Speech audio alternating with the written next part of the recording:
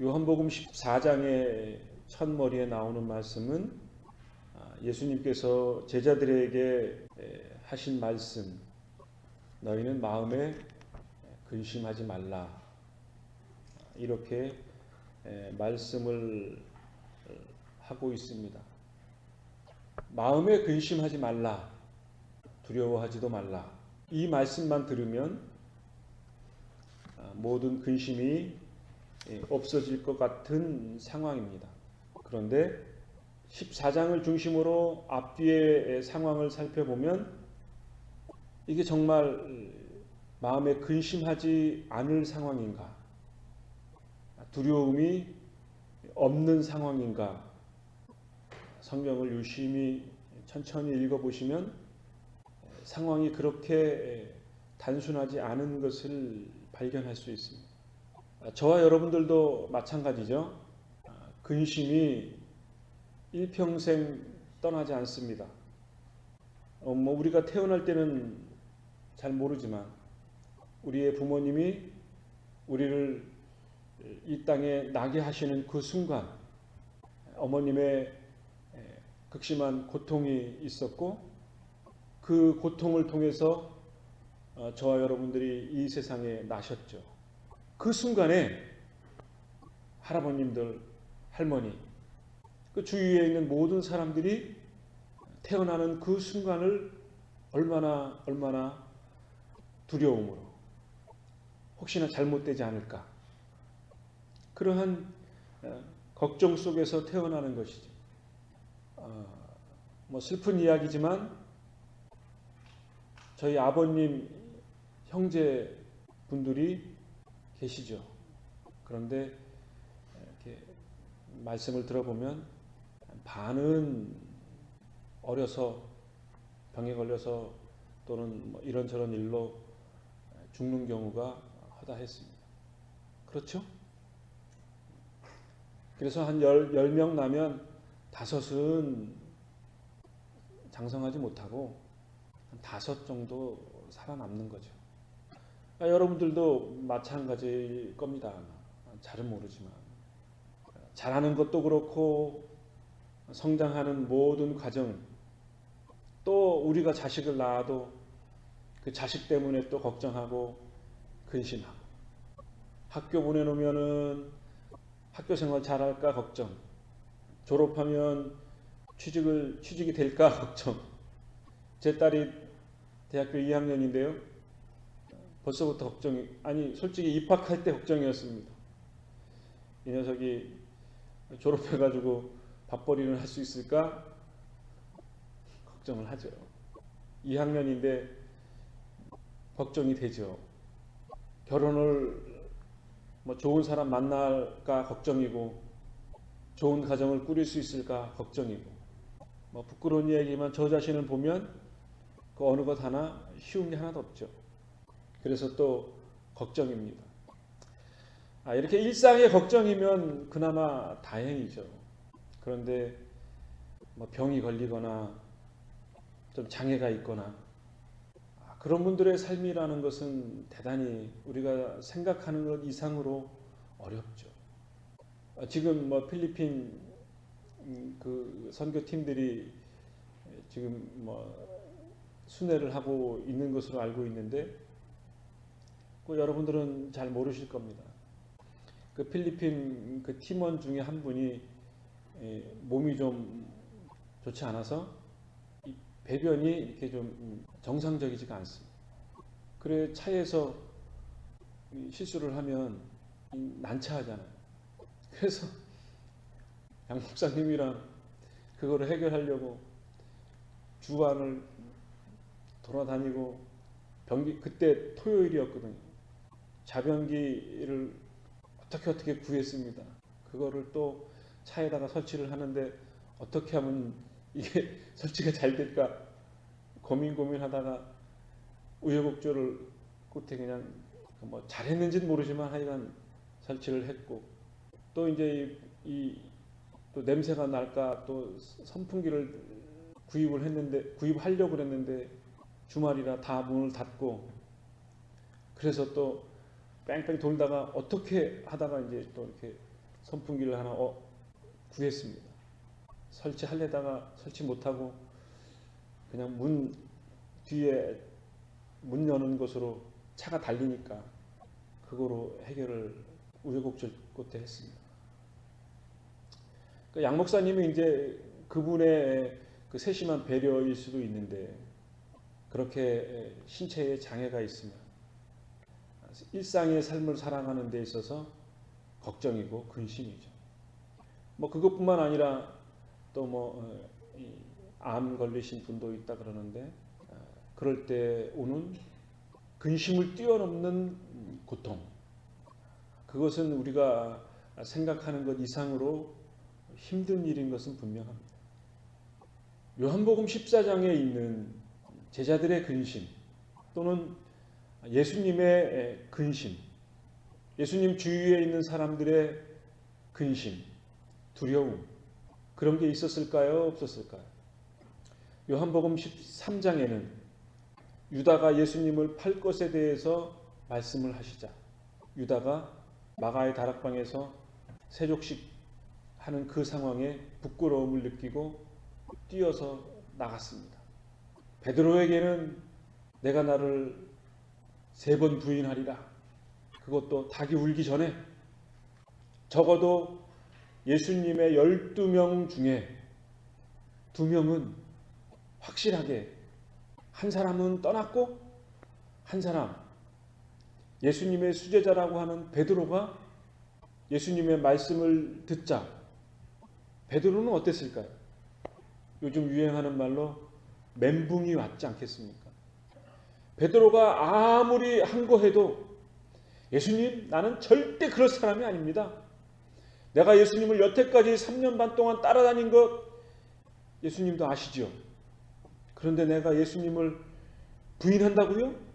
예수님을 저주한다고요? 내가 예수님을 위해서 죽을 수도 있는데요. 베드로는 이러한 마음이 본性위였을 거라고 생각합니다. 그런데 베드로는 정말 그렇게 하려고 했습니다. 그런데 예수님께서 베드로가 칼을 들고 제사장의 종의 귀를 자르고 예수님이 책망하셨죠. 칼을 쓴 자는 칼로 망하리라. 그렇게 예수님을 보호하려고 했던 베드로를 책망을 했습니다. 그럼 베드로는 이제 어떻게 해야 되죠? 더 이상 할 게 없는 거죠. 예수님을 지켜드리려고 칼을 들었습니다. 예수님의 12제자 중에 그 누구도 그렇게 한 사람은 없습니다. 그러니까 베드로는 더 이상 할 수 있는 게 없는 거죠. 멀찌감치 예수님이 십자가를 지시기 전까지 조롱을 당하시는 모습을 지켜볼 수밖에 없었고, 하인에게 들켜서 그 두려움에 자기가 어찌해야 할 바를 모르는 그 상황 속에 아마 실수였겠죠. 얼떨결에 예수님을 모른다라고 부인을 했겠죠. 베드로의 본심은 그게 아니었으나 현실적인 상황이 그렇게 될 수밖에 없는 상황인 거죠. 이러한 상황들을 예수님이 다 모르실 리가 없을 줄 압니다. 그러니까 이러한 상황들을 살펴볼 때 예수님 자신도 근심이죠. 예수님이 근심하신다 그러니까 좀 말이 이상할지 모르겠는데 제 생각입니다. 예수님도 근심을 하셨겠죠. 베드로가 상처는 받지 않았을까? 유다가 뛰쳐나갔는데 상처를 많이 받았겠지. 뭐 그런 생각 저는 하셨으리라고 생각합니다.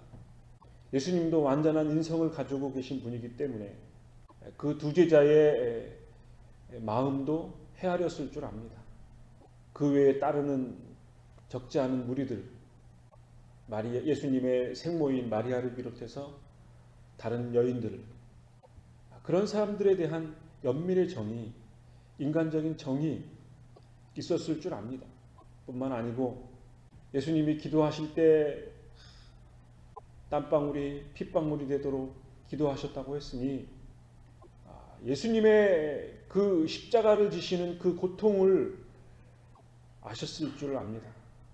그러니 그것도 근심이죠. 예수님의 근심 어린 표현이 할 수만 있으면 이 잔을 내가 마시지 않기를 원합니다. 그렇게 기도하셨거든요. 그럼에도 불구하고 내가 마셔야 하는 것이라면 그것을 어린 양처럼 묵묵히 감당할 수밖에 없는 그 상황, 하나님의 완전하시고 온전하신 구원의 역사를 이루시는 최후의 방법, 그 속죄 행위에 완전하신 예수님의 산제사, 그 행위를 온몸으로 실행하셔야 할 그 수치와 고통, 그것을 예수님이 아셨겠죠. 그래, 제 생각에 예수님도 이 순간만큼은 정말로 근심의 근심, 인간이 경험할 수 있는 가장 큰 근심의 고통이 있었을 줄 압니다. 조금 전에 말씀드렸던 제자들도 근심이었을 겁니다. 베드로뿐만 아니라 다른 제자들. 성경을 유심히 살펴보면요, 요한만 예수님 십자가 밑에 있었고 나머지들은 다 없습니다. 마리아, 예수님의 생모인 마리아와 요한만 있었죠. 나머지들은 어디 있는지 알 수가 없습니다. 바돌로메, 그 사람은 어디 있는지 찾아볼 수가 없습니다. 그게 제자들의 현실인 거죠. 그럼 그 제자들은 다 어디 갔습니까? 그들도 근심과 두려움 때문에 예수님이 고통당하시는 그 십자가의 고통을 자기 자신들도 당할 수 있다라고 하는 두려움이 있는 거죠.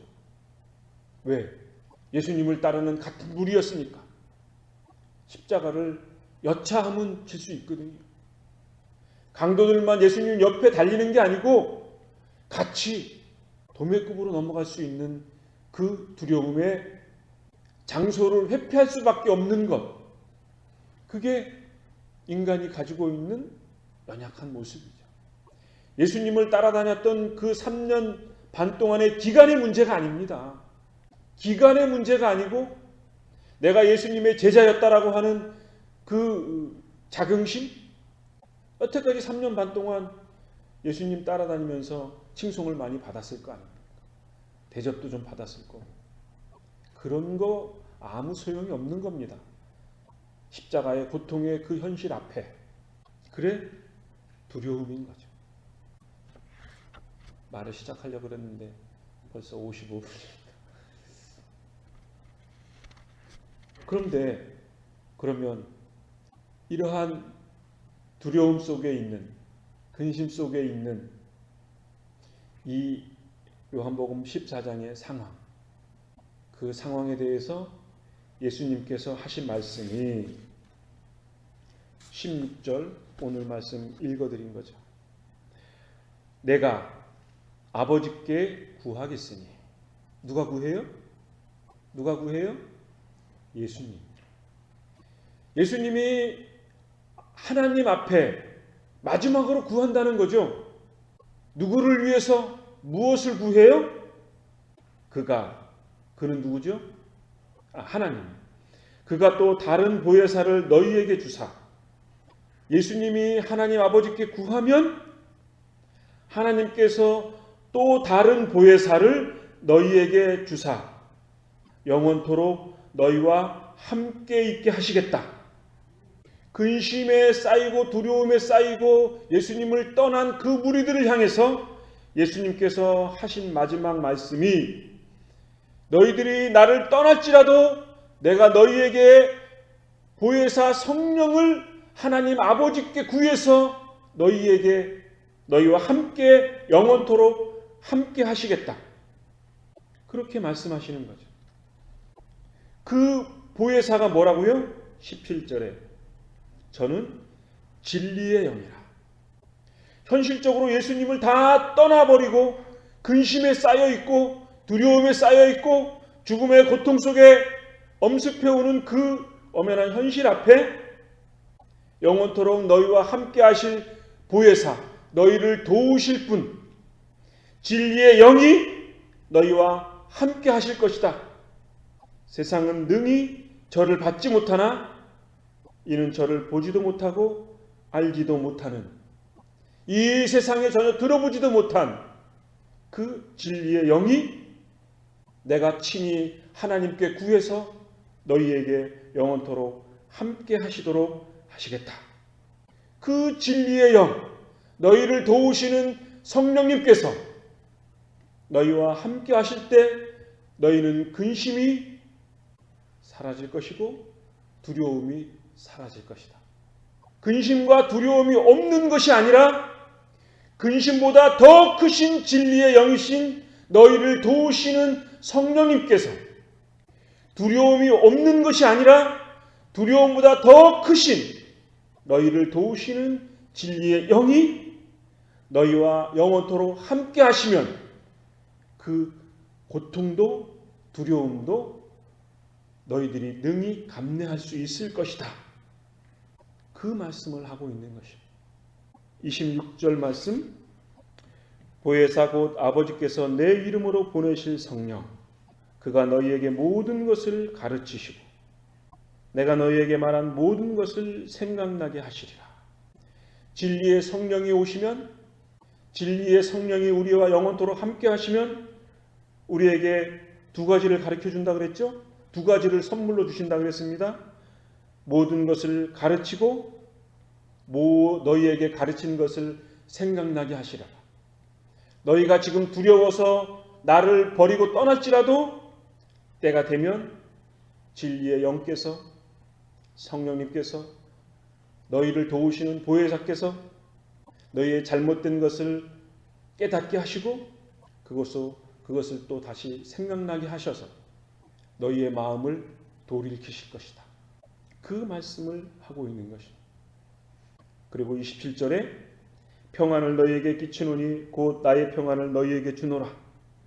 내가 너희에게 주는 것은 세상이 주는 것과 같지 않다. 그러므로 너희는 마음에 근심도 말고 두려워하지도 말라라고 말씀하고 있는 것입니다.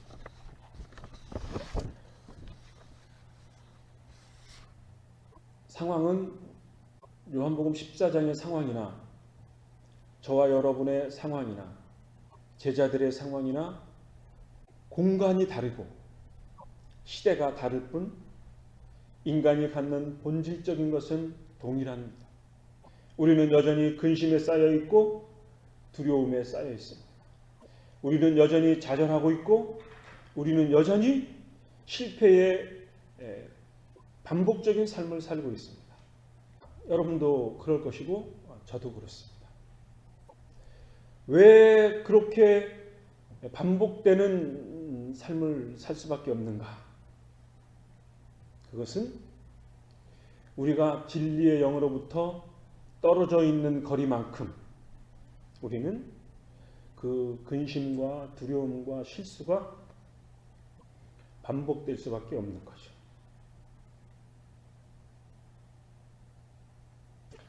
그렇기 때문에 우리의 삶에 있어서 가장 중요한 것은 진리의 성령님께서 내 마음을 다스리시도록 우리의 모든 것들을 내어놓아야 합니다. 그렇지 않고 이 세상을 이길 수가 없습니다. 우리는 여전히 제자들의 삶을 반복되게 할 것입니다. 이 세상에 수많은 사람들이 고통과 근심과 두려움에 쌓여 있는 그 모든 근원적인 문제는 성령님이 우리의 마음속에 충만하게 임재하시지 않기 때문인 것입니다. 그것을 깨닫고 우리가 이 시간에 성령님께서 나의 마음과 생각을 다스리실 수 있도록 그러한 우리의 비워짐이 있어야 할 줄로 압니다. 기도하겠습니다.